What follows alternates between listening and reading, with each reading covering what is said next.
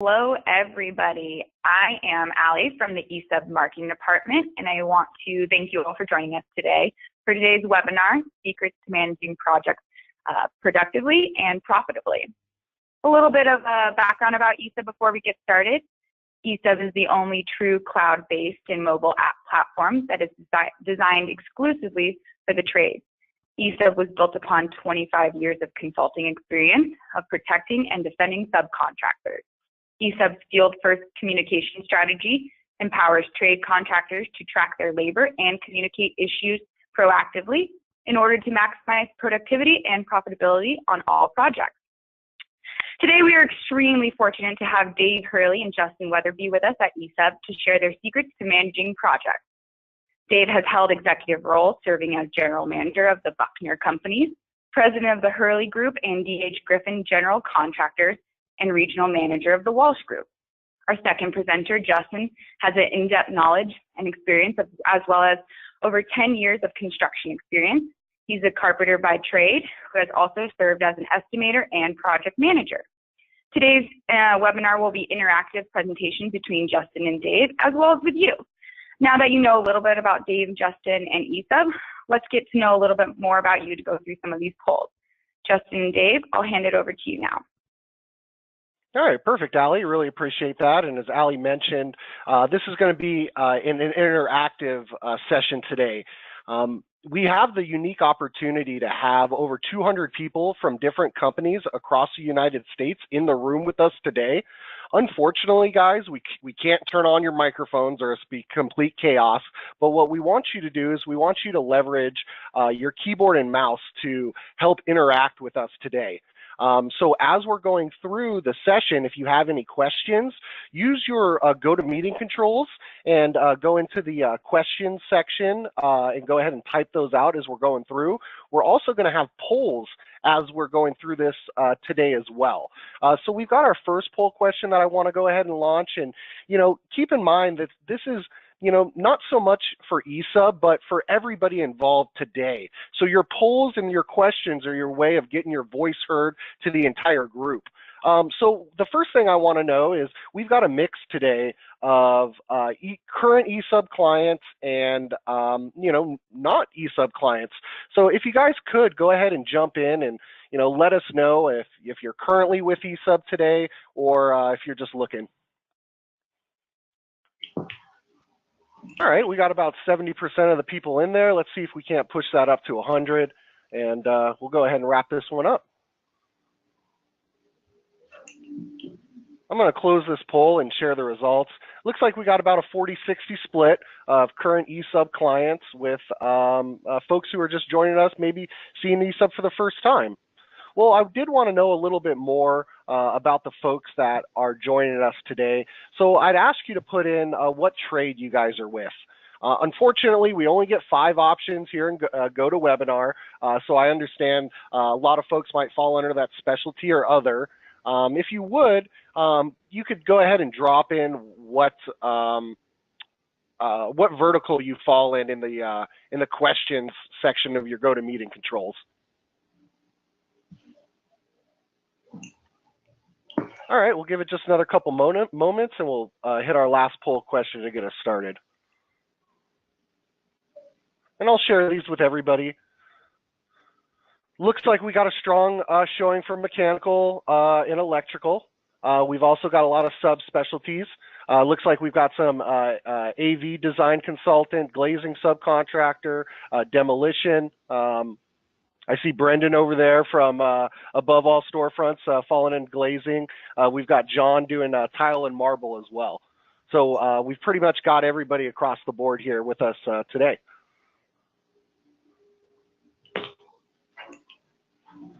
And I just want to know what types of people we've got in the room. We've got project managers, technology folks, field supervisors, anyone from the executive or accounting team. All right, perfect. You guys are jumping in there real quick. Appreciate that.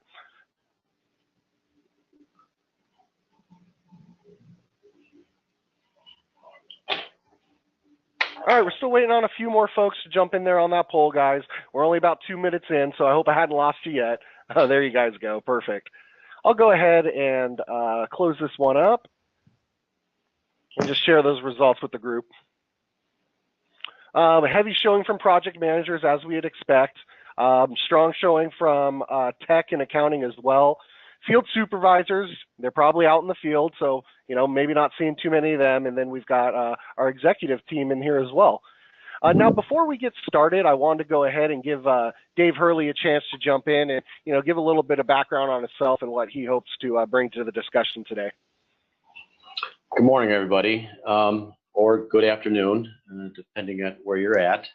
But as Justin said, I'm Dave Hurley. I'm here to share some of my story and experiences, my background, and hopefully I can give you some insight and tips on how to, throughout your workday, and hopefully I can help you out on some of the problems that you entertain every day, or and solutions. So,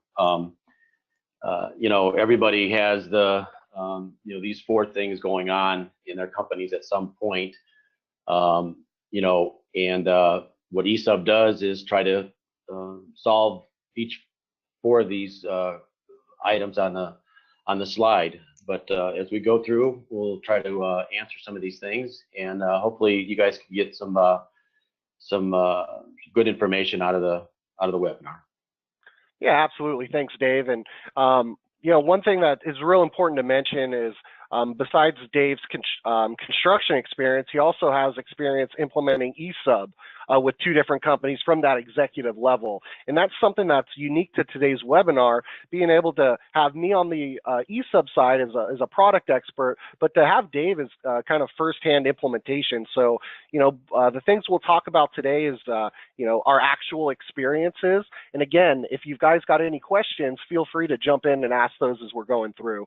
Well, the first thing that we wanted to hit was how to gain your job site visibility. We've got folks out in the field every day, and one of the problems that we hear is getting that information back from the field to the office. I will speak as a superintendent. Whenever I was on a job site, your superintendents know if there's a problem. What they're not doing is they're not documenting it properly. So we'll show how to document with field notes and comments, daily reports, how to track safety and any issues that are coming up on the job. With that said, before I jump into the product and hit a couple of those, I got another poll question that I think is important to try to gauge the room. I want to know if your foremen are currently filling out daily reports, or how do they do it? So just right off the bat, I see a lot of paper. I see a lot of we're not doing them. As we get these results in, I'll share those with the team. And, that's kind of where we see a lot of this going is you fall into, one of two categories. Either you're not doing them or you're doing them on paper. And what I can say about a daily report from my experience, that one daily report, that one line item on one daily report can save the jobs tens of thousands, if not millions of dollars. Dave, I'll give you a quick chance to sort of speak broadly about some of the benefits and the reasons why we want to fill those daily reports out as I close this poll. Well, to me, in eSUB, and the reason I liked eSUB so much when I used it is that the daily report gives you insight to the field and what's going on, what's not going on, changes, delays, and also, if you use the daily report as a time function, then it gives you a lot of insight of how you're doing, and it's streamless as far as it getting into the reports in eSUB. But the daily reports, if there's anything within eSUB, for my money, it's the daily report that generates whether you're going to make money or lose money on a job. And some of the things that it's tracking, the labor and equipment, those are the hardest activities to control on a job site. So and they just happen to be the most expensive. So managing both of those effectively, but by watching the man hours, the cost of equipment, it allows you to make good decisions. And absolutely, so if you're waiting at the end of the month to try to figure out what your cost is, you're letting history go by you because you can't change history. And I'll always say that you have to be proactive and active in a project to make it successful. So the daily log to me is like your window into the daily workings of the field. Yeah, and what we're going to do today is we're going to run through that process, both on the website, on the desktop app for your project managers back in the office, and also the mobile app for your folks out in the field. Now, we don't mean to lead the witness here, but I do have a poll question. Is for you guys, where's the biggest risk to profit on your job? Dave obviously, gave his opinion, which really holds true as far as, labor being one of the biggest factors as well. But we want to go ahead and get your guys' feedback, and we'll throw it up here for the group. So I'm going to end this one a little early because it is a landslide. I'll go ahead and close this and share these results. As you guys can imagine, right, the overwhelming risk to the profit on your job is your labor. And that's where eSUB sets itself apart from other softwares out there that might be owner or GC or architect centric. eSUB knows and caters to the self-performing subcontractor. Before eSUB was a software, we were a claims consulting firm that exclusively represented those commercial subcontractors. And time again, subcontractor is not getting paid for the work that they perform. The old saying is you don't get paid for the work you do, you get paid for the work you document. So we'll sort of run through best practices on how to do that documentation in a real life situation here. So I want to sort of bring your attention to what I've got up on the screen and make sure you know what you're looking at. Over here on the right-hand side, this is my mobile app. And then over here is the left-hand side, and this is going to be what we're seeing back in the office. So we're going to take a look at how the field reports the information and then what that looks like back in the office. So eSUB provides a mobile app, whether that's your Android or Apple devices. And just like any other app, you download it from the store. And when I log in, I see a list of the projects that I'm assigned to as a field foreman. The company may be running 100 projects, but I'm only responsible for a handful of them. Those are the only projects that I see or have access to as a field foreman. So I'll go ahead and jump into this Jefferson High School project. And a couple things we'll be hitting on today is our field notes. Those are photos from the field, daily reports, different logs and project files as well.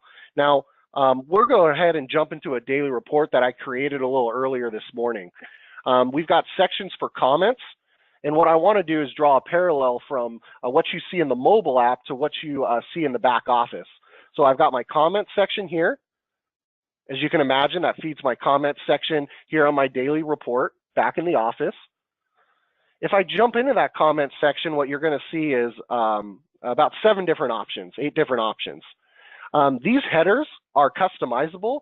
So when we see things like description of work performed, scheduling or coordination issues, internal comments, these headers are customizable so you can prompt your folks out in the field for the information you're looking for. Just a real quick demonstration on how this would greatly benefit over a paper daily report. For me, the biggest thing is, having to handwrite this stuff out. I've got fat fingers and thumbs, so I'm not much for typing. I've got poor handwriting. My hand cramps up, and I'm not an English major, so spelling can be an issue as well. If I jump into any of these sections of my daily report comments, I can utilize the talk to type feature to fill out this information. And what you'll find is this small feature will allow a ton of benefit because your folks in the field can get in a great deal of information very quickly.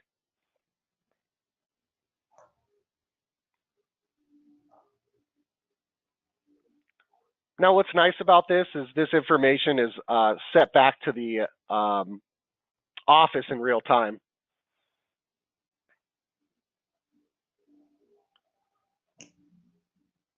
The next thing I want to take a look at is our crew section. we mentioned before that labor is our #1 risk to profit. So we want to be able to quickly capture this labor from my folks out in the field. Now, I do have a question for you guys as far as how you are currently reporting time. I want to know if you guys are using paper timesheets, if we're just calling this information back to the office, or if you have some sort of time card app. What I'll tell you from my experience running webinars like this for many years, we've definitely seen a lot more adoption of the mobile apps than we had even 2 years ago. The reason behind that is construction in general is going to be a little slow to adopt new technologies, but nowadays it's becoming very commonplace that we want some real-time reporting with location stamps from my folks out in the field. So we'll show you a couple different ways time can be entered into the system. I'll go ahead and wrap this poll up and share the results. You know, to date, paper timesheets has been winning out.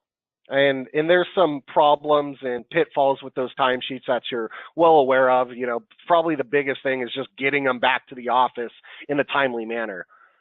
Some folks are doing it by phone, and just a little over 35% are pulling those in from a time card app. So with that said, I want to go ahead and jump into the crew section of our daily report. You might ask yourself, you know, what the heck is a crew? Well, a crew is a group of people working on a certain area of the job.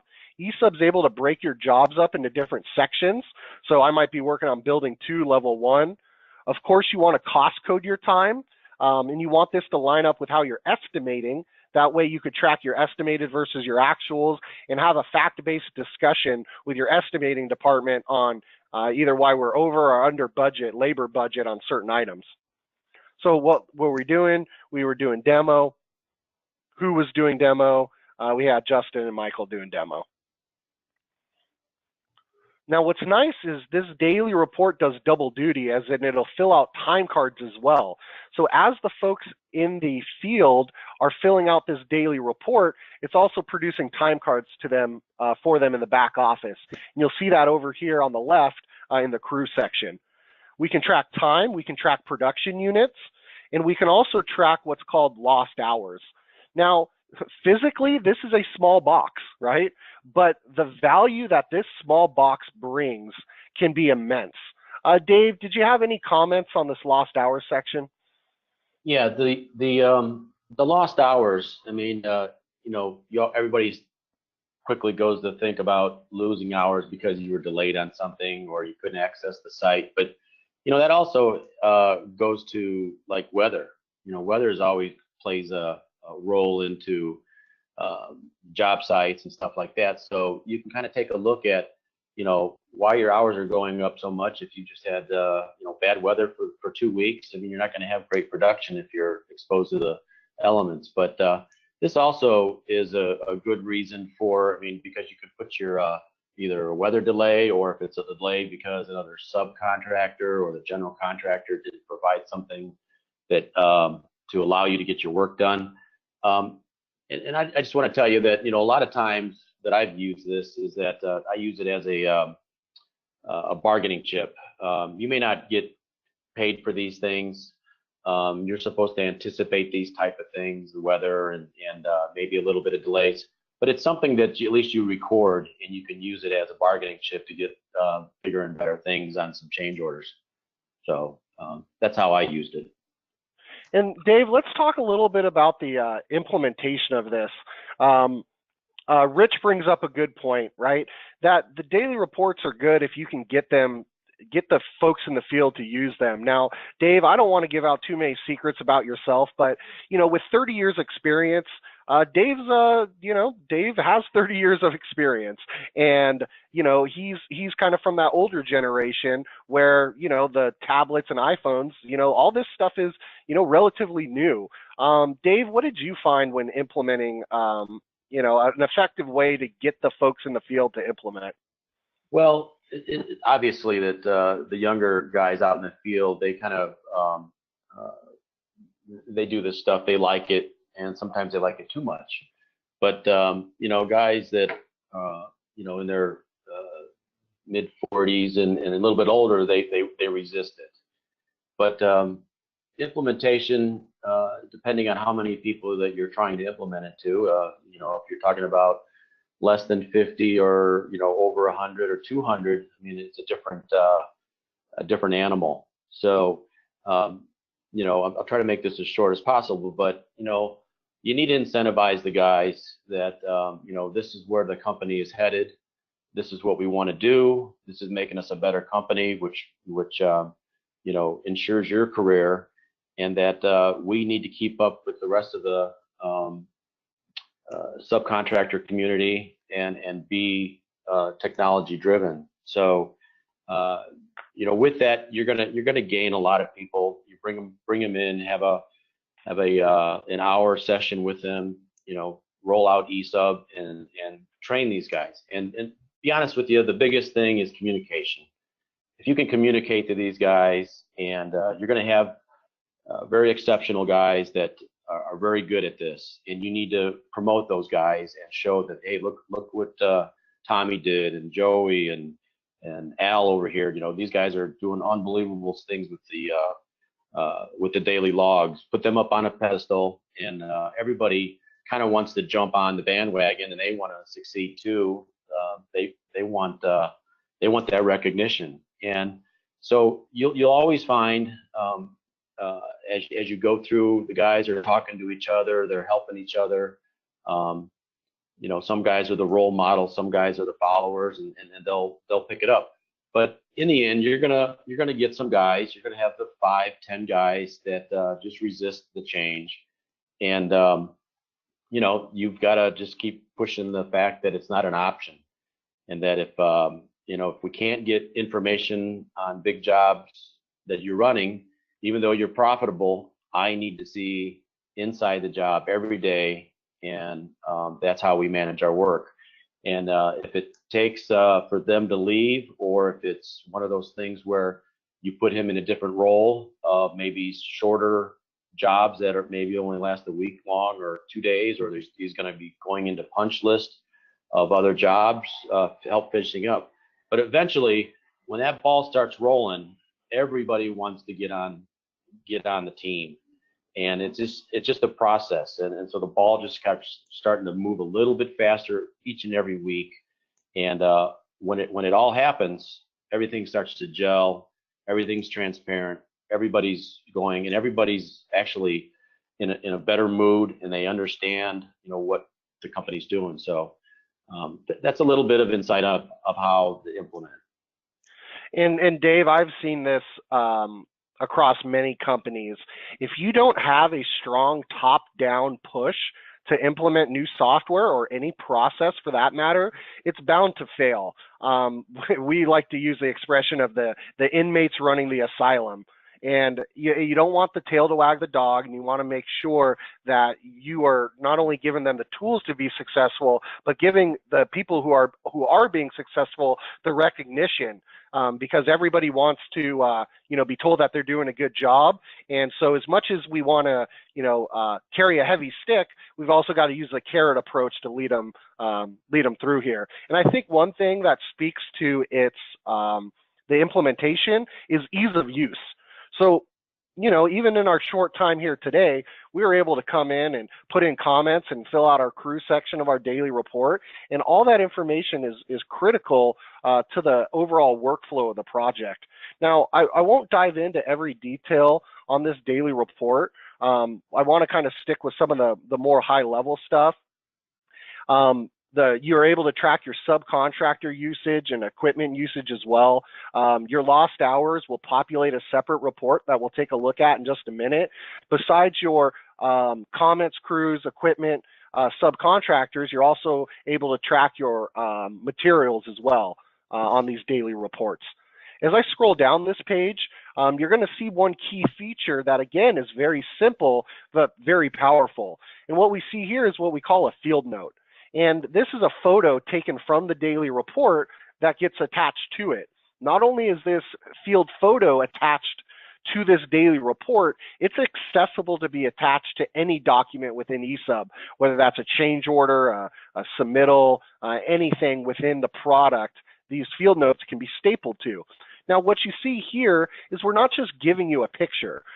Anytime during this demonstration you see the eSUB letterhead at the top, that would be replaced by your letterhead so that these are custom documents coming from your company.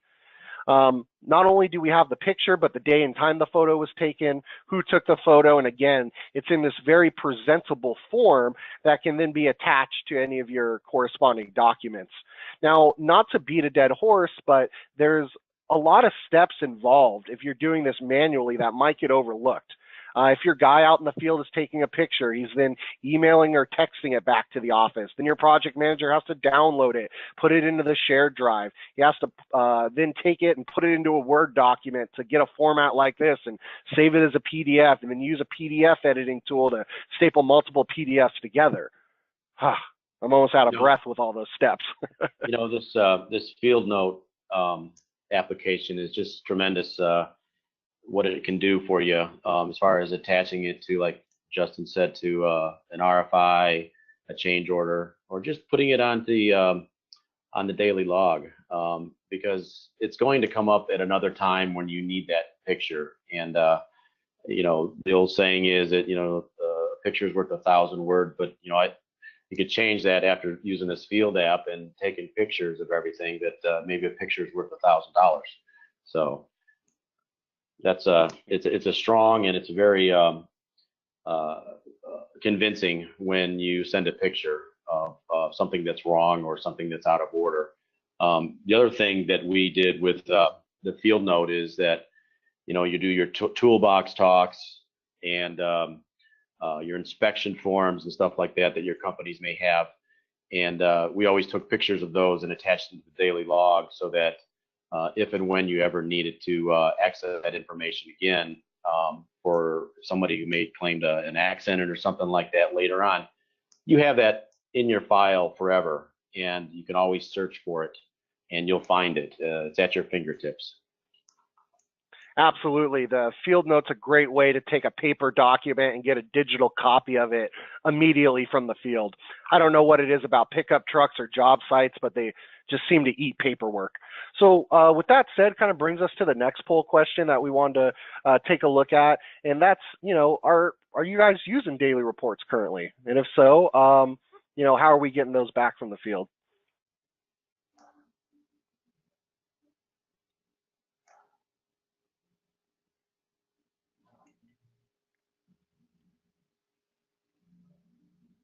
All right, I'll give this another couple seconds.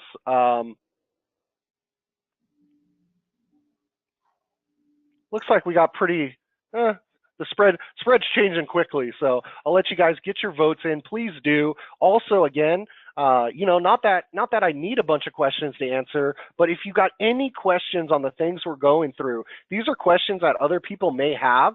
And again, it's your opportunity to sort of share your workflows and ideas with the people out in with the rest of the people in the conference today.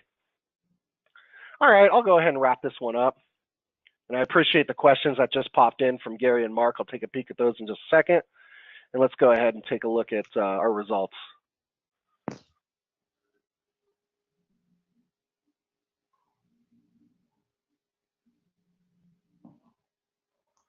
Gary asked a question about, let me address this poll real quick. About 37% of the folks have some sort of centralized repository for photos already. About 14% of the folks are taking photos, but man, they're not getting to the field. And then a whole 50% is not making it to the office at all, or not taking those photos at all. And again, it's all about ease of use.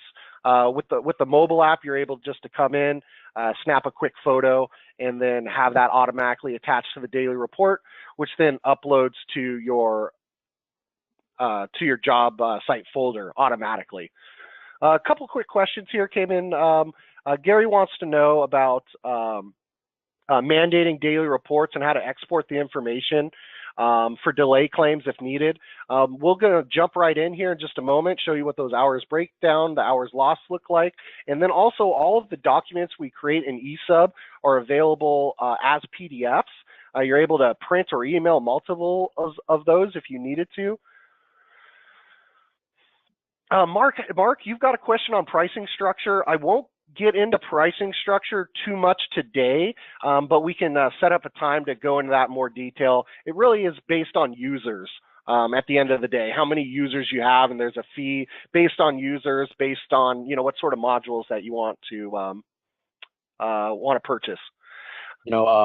Justin, I see Gary's question as far as, I think you answered it as far as every day that you do a daily report and the GC wants to see those. I mean, it's a great thing to do because, I mean, on the daily report, you have comments and then you have internal comments. You can snap off the internal comments, send them that daily report, but if you have on there, delay number 1 is this, delay number 2 is this, trying to get updated drawings to build this section and I don't have them yet, you just continue to fill in that, and you never get rid of that stuff until each one of those things are done. The nice thing about the daily logs in eSUB is that you can copy yesterday's daily log and make it today's, and either erase or add things to it to make it simpler instead of trying to write all that stuff out again. But getting back to getting that emailed off every day, that's great because you're actually notifying them per your contract agreement that within 48 hours you're going to tell them a problem, and they're going to be a little bit more proactive because you're being proactive about getting them the information, and they'll respect you for that and try to take care of you more than the next sub that's not doing it. Yeah, and Gary also brings up a good point, talking about legal fees and having this information in a format that's easy for your legal team to digest if you do get into any sort of litigation, saves hours and hours of discovery. And I think Gary's point more was, hey, he wants his lawyers to fill out a daily report so we know what they're charging us for. But in general, it's going to help with any sort of those legal costs because all of this information is already accessible to that team. Also, Dave brought up another good point. eSUB's daily report is also two-way facing. So these internal comments that I highlighted earlier, they are not included if we're emailing this out of the system or printing it by default. So that way you can have a section for information that's just kept within your office and not distributed to GCs or other people on the job site. Mm-hmm. The thing of just giving your legal team access to the job site or to the job and all the information is there. I've had either internal or external legal advice, and they would go in and they just can't believe on how all this is put together in one place, where all the information, the timelines with all the emails, the daily logs, when things were purchased, RFIs, correspondence, and there's correspondence toolbox in here that Justin may touch on if we have time, but it's a great module to use on a job that's you're getting hurt on. Absolutely, and I'm gonna hit on 2 questions and then keep us rolling here. Tiffany asks, they're more in manufacturing. Tiffany, for your folks, maybe the daily report, because you're in a manufacturing setting, at least for your shop folks, might not be the way to go, but we do offer like a kiosk app for them to punch in and punch out. That may be a better chance. The estimating department, I don't know from which estimating department, but they want to know what accounting softwares we integrate with. If you just want to let me know what accounting package you offer, or that you utilize, I'll be happy to give you kind of a yes or no, up or down answer on that, instead of going into the details of the dozens and dozens of accounting packages that we do integrate and different touch points within each one of those. So we want to hit on a second part of this, which is kind of transitioning back to the office. Our folks in the field are able to capture their information. We see how they do that. Now we want to look at how some of this information is reported through time cards, production units, productivity reports, and then also hitting on those hours lost as well. So just to kind of give you the whole experience today, When I log into a project, or excuse me, when I log into eSUB from the web, it takes me to a list of the projects that I'm assigned to. So if we think of eSUB as this digital filing cabinet that contains all my project information, the top level folder is the project itself. So we'll go ahead and jump into the Jefferson High School project. And when I do, it takes me to the summary page for that project. And this is my 30,000-foot overview. We've got our weather information. We've got our map of the job site location. We've got project milestones, which we'll only touch on briefly today. And then we get into what we call the big six here at eSUB. It's your contract amounts, your dailies, RFIs, change orders, submittals. We're looking at answered or approved versus pending on those, and POs, high-level view of the dollars that I've spent. Of course, we break it down into more granular detail as well. Rolling down the page, we see our milestones. These are all customizable. This really helps keep the team accountable. Now, Dave and I hadn't gone over this before, but Dave, was the milestone something that you guys had used?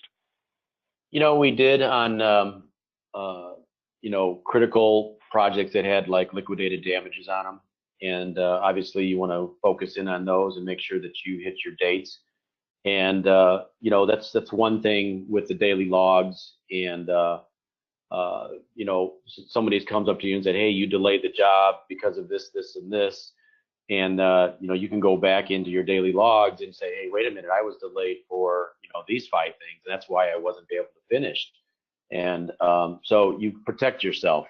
It's a protection thing. So the milestones, yes, when we needed to complete a phase on a certain date, we use that as a something to follow and look at the dashboard, the corporate dashboard, and then we were able to address it of how we were either going to accelerate and then ask for, you know, maybe the extra money, or if they were like, well, they're going to end up paying us to move faster, maybe work Saturdays, maybe you work 10 hours or 12 hours a day. At least it came up and it became a question that you could ask. Yeah, absolutely, absolutely. And so let's go ahead and, as promised, take a look at some of the labor productivity reporting that we're doing out of eSUB. So I'm going to pull up a couple reports here because they've got some different information that we want to take a look at. We'll pull up our production report. We'll also pull up our lost hours summary, and then our efficiency report.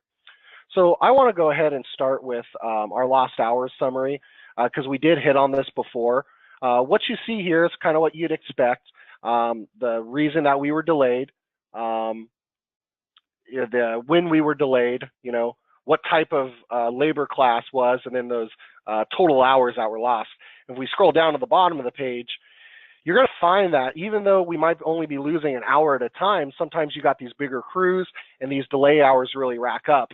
And having this report is what Dave was mentioning as far as using leverage if you needed to get the information that you're looking for, and then also any of the other information or any of the other negotiating that you may need to do. And I typically don't always see these as change orders, but again, it helps to get paid on an existing change order because, Mr. General Contractor, I understand, you know, you only want to pay 50 cents on a dollar on my last change order, but if that's the case, I will have to submit these lost hours.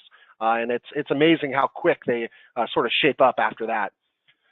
The next thing I want to just remember that daily log already has those lost hours on there, and it's known by the general contractor when that happens. So you don't need to write a letter or correspondence or even an email.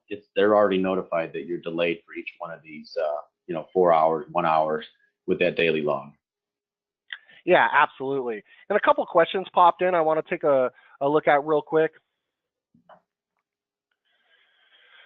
Gary's got a good point on, you know, some scheduling stuff. Also, there's a question about a pay application. We won't get into that into detail today, but absolutely, that's something that we're able to offer.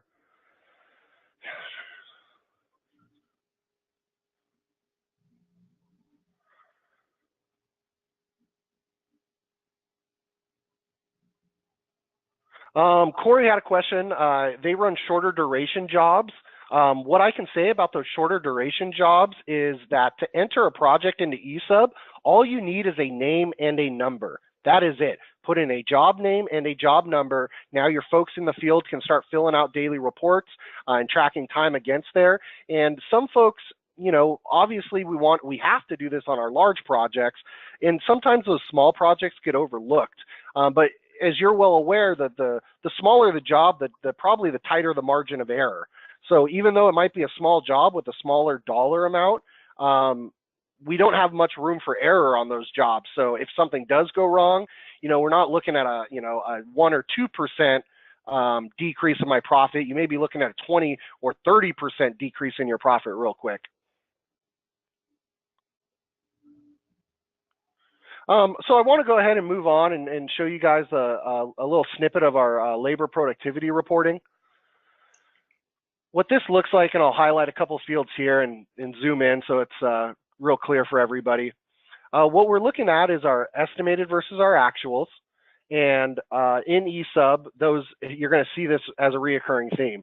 You've got your estimated on the left, and you've got your actuals over here on the right, and you've got your cost codes running down the page. You've estimated a certain amount of hours or units, and based on that calculation, you are planning to install a certain number of units per hour. And then what we want to do is compare that against your actuals. And again, all this information is feeding off the daily report. And what I always like to look at is how much of my hours have I used versus how many units have I completed so far. Now, this works really great for people who do track production units, but not all contractors do. So we do have another option for those folks who may not be tracking by the hours. So what we'll do is we'll jump into what we call our percent of efficiency report. And our percent of efficiency report is populated much of the same way with our estimates versus our actuals, but the driving factor on the calculation of these reports is our percent complete. Now, what I'm able to do either from the mobile app or from the web is either a project manager or a foreman will be walking the job once a month, twice a month, and updating the percent complete based on a visual inspection. So we'll go ahead and see what our basically how many hours have we used versus how far along we are. We're going to get a projection of hours remaining to complete the project and a level of efficiency. Now, what we always want to see is we want to see these in the green. Now, there may be cases where you've exceeded, or excuse me, you've outperformed your budget by quite a bit, and here's kind of a good example. Now, we want to flag these and take a closer look at these as well, because as tight as the market is today, we need to make sure we can sharpen our pencils wherever possible. And at the beginning, we talked about having a fact-based discussion with our estimating department to better align with our operations or installation teams. So your labor force over the course of a year or many years will change. And what you'll find is the things that the rates that you were able to install one year might not be the same rates you're able to install in the next year. And that's just because your workforce has changed. You might find that you do certain things better and always exceed the budget, or you know that on the other side of things that you're always behind on certain items. And too often what would happen, at least in my company, is I, as a project manager, would go to the estimator and point my finger in his face and tell him you messed up the estimate, and that's why we're over budget. And he would put his finger in my face and go, you know what? You messed up on the installation, and that's why we're over budget. And so we want to try to take that sort of back and forth out of it and just have a fact-based discussion across a history of projects that we can accumulate here in eSUB.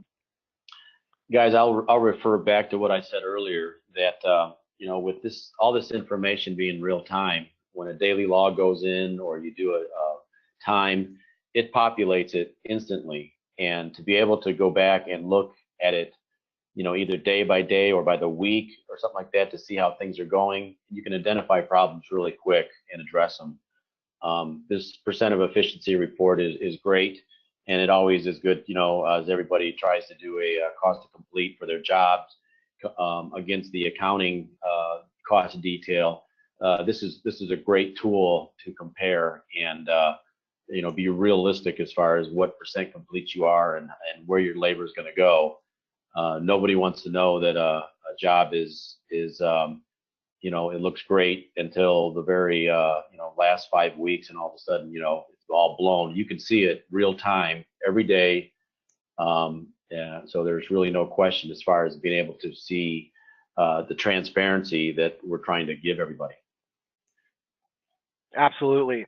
Anne Marie asked a good question about looking at dollars versus hours. You'll see that different reports will have some different information. This particular report has the option to display your cost. Now, I want to be respectful of everybody's time and try to move through this quickly, but within eSUB, getting into some of the job costing, we have a cost to complete report that'll show your dollars at a high level. And then we have a cost code report that'll break your hours down and dollars down by the hour as well. So absolutely, there's a financial dollar amount to these hours as well as just the hours themselves. So with that said, I do want to kind of move forward and show you guys that we mentioned that the time from the field, from the daily report, is producing time cards. And there's been a couple of questions about accounting packages and integrating with those. And what you'll find is that these hours that are being reported on a daily report produce time cards in the back office. So what we're looking at here is what the accounting department or anybody who's reviewing and approving time cards would see. They would be able to come in by person, see which time is available, be able to approve that time, and then set it up for export into your accounting package. So we roll all that time up real nicely as well. I'll go ahead and take a step back. And within each of our projects, we've gone real heavy on the field reporting, but there's also a whole document control that we'd like to touch on, at least at a high level, and talk about, which is really our next tip, which is how to eliminate wasted time for searching for documents. We see a lot of folks with these Excel-based logs that have to be manually updated. We see a lot of folks with project folders that have to be manually set up for each project. And unfortunately, at each step in that process, there's a manual component that lends itself to the risk of a mistake being made or not being updated in a timely manner. So I've got one more poll question I'll throw up here for us guys today, and I want to know how you're tracking and storing your documents. So we've got a few different options here. We're not. We've got Excel. Maybe you guys are using Dropbox or OneDrive or something else. So if you could, go ahead and jump in and let's share with the rest of the group how we're doing these things currently. We probably should have had eSUB as one of those options for our current clients. Let's hope that's the default for our current clients.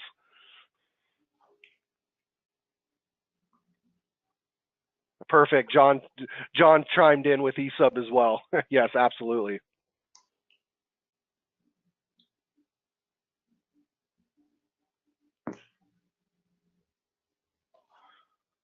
Gary asks, go ahead, Dave. Well, I just wanted to say, a lot of companies have different places where information is being generated. We call those silos. And, if you're doing submittals in one place, RFIs on Word, change orders in Excel, payroll is being performed on paper sheets or another separate software. But using eSUB, it pulls everything together in one place.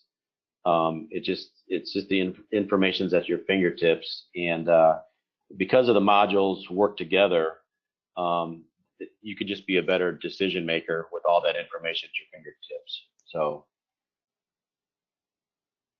Absolutely, and let's kind of dive into the product here a little bit and show how we can pull people out of those silos and give them a centralized repository for tracking that information. Just to address the poll that we have up, looks like about 45% is using Excel, right? Internal servers, that sort of things.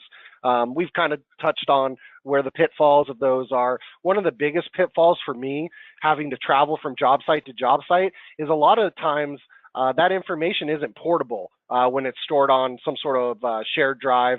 I might need a VPN to get access to it, or even within the company, I might have one version of the Excel document and someone has something different. So what we'll do today is we'll kind of use the example of a RFI, because that's a great example of the workflow, but a very simple document. So within each project, you have different logs, and eSUB covers everything from dailies, RFIs, down to equipment rental forms, meeting minutes, pay applications, and the like. So in eSUB, it follows the same three basic steps. We want to create the document, we want to attach the backup information, and we want to go ahead and distribute that to the team.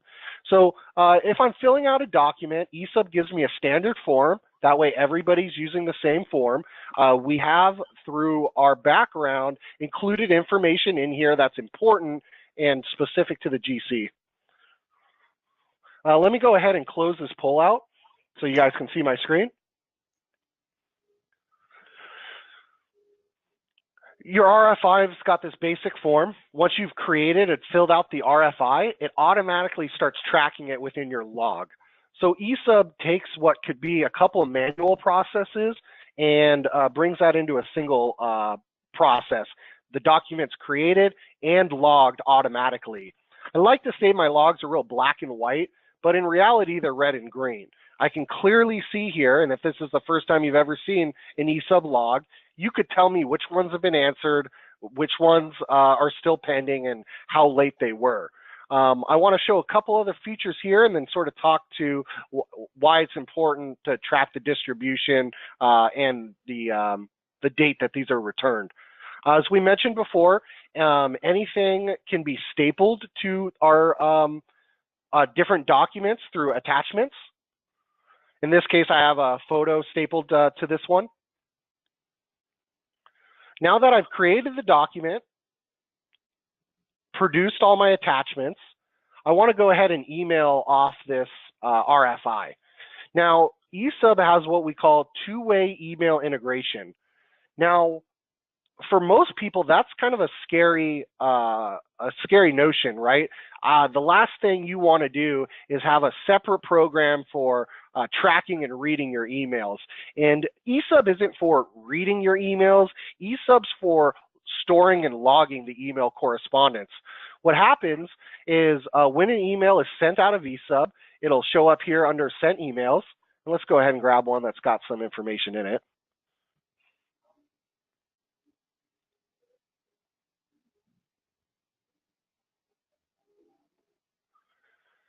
You're able to see the sent emails, who it was sent to, when it was sent, and any incoming emails as well.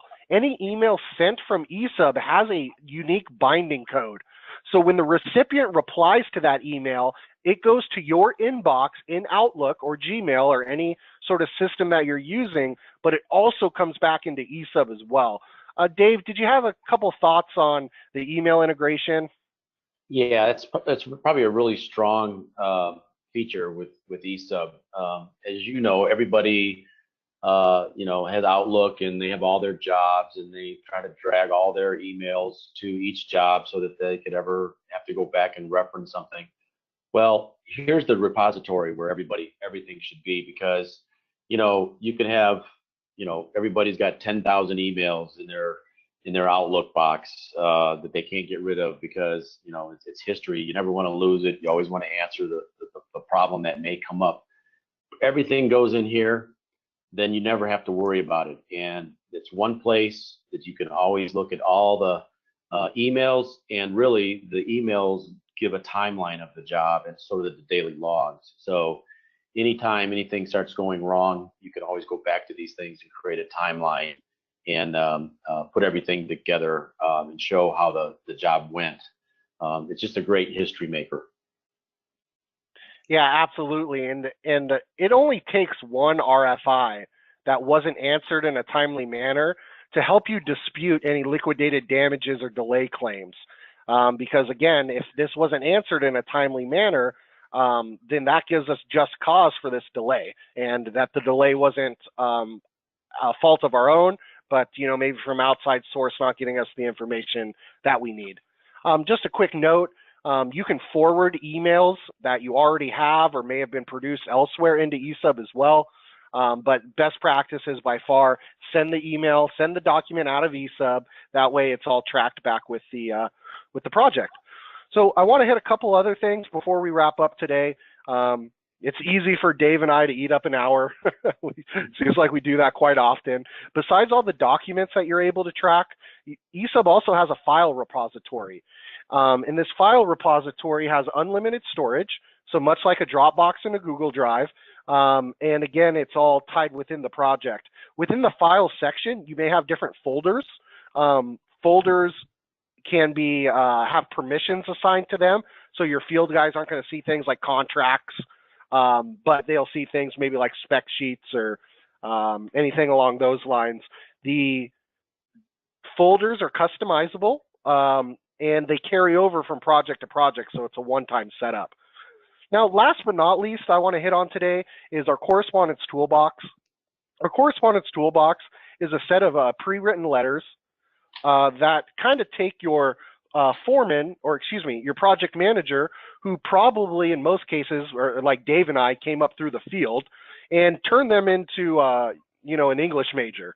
The idea is that we have these pre-written letters that you just have to fill out some basic information that will produce a very nicely worded letter to bring immediate attention to any outstanding issues you may have. These letters do integrate with our other documents. You can see things like outstanding change order, RFI, or submittal reminders. Also, we have things like delay notices. Dave, was there any one of these in particular that you found your team using? A lot of times I used a lot of the letter of intents to, if I would sub a portion of the job out, I use that a lot. I always use the soft delay email, and then or the one that I wasn't getting any response on the RFI. So what these correspondents do, give you another level. If you send an email, you don't get a response, and you send it again, and then the next thing that you can do if you're not getting any reply, obviously you're making phone calls. If you're not getting any response, anything, then you need to go to a letter and document that, hey, these things are really becoming a problem, and I'm doing this work without direction, and a lot of things, I know a lot of the subs do a lot of T&M and stuff like that. So there's just a host of things here that give you a custom, I call them dunning letters, that you can write really quick and get out the door. You don't need to sit down for 2 or 3 hours to draft anything. You just type a quick sentence and it becomes a letter and it goes out. Yeah, absolutely. I mean, too often, I probably sent a poorly worded email, which probably one of these letters should have replaced. So they work out really good. Well, today, guys, we want to go ahead and wrap this thing up. And I want to wrap it up with providing you guys some contact information. For any prospective clients who are looking at the software, we weren't able to get to every question today, but we would be happy to schedule a time to go through the product one-on-one with you and dive into some more details. So if you want any more information, pricing, set up a quick demonstration, a personalized demonstration that Dave or myself may even be on with you guys, email info@esub.com or give us a call. Use extension option 1 for sales. Any of our current clients, I want you guys reaching directly out to your account managers and your client success team. So use client success at esub.com if you don't have your account manager's email address handy, or again, you can get a hold of us by dialing the main line and extension 2. I'd just like to close and say, if there's anything you get out of this webinar, just remember these 3 things. At the end of the day, the one with the best documentation wins. I think eSUB kind of collects all that together, will help you. Number 2, organize yourself where the information is accessible to be in one place so you can be more efficient. It's just makes your job so much easier, looking at things and being able to develop and sending things and receiving things and making good decisions. And number 3, which I think is the most important thing, the field is where the money is won or lost. When it's lost, you can't rewrite history. So just know that information that's coming from the field, and you can react and you can be proactive to change the course of the job. That's what we're trying to do. And when you have information at your fingertips, you can make good decisions. So those are my 3. Perfect, Dave. Well, great job. I really appreciate you hopping on with us today and giving the feedback from your point of view. And again, everybody, really appreciate you joining your time. We'll go ahead and wrap it up for today. I'll leave this information up here for just a moment longer before we close the meeting. But we will be sending a recording out of this webinar to everybody in attendance. So that if you need to refer back to this, you can. And, if you do have any questions, please reach out to us. We're going to be at Autodesk University. So if any of you folks are going to be there, please stop by and see us out there. And again, if you got any particular questions, I'll leave the question screen open and we'll get back to answering any of the questions we didn't have an opportunity to get to during the presentation. Thank you so much. Thanks, everybody.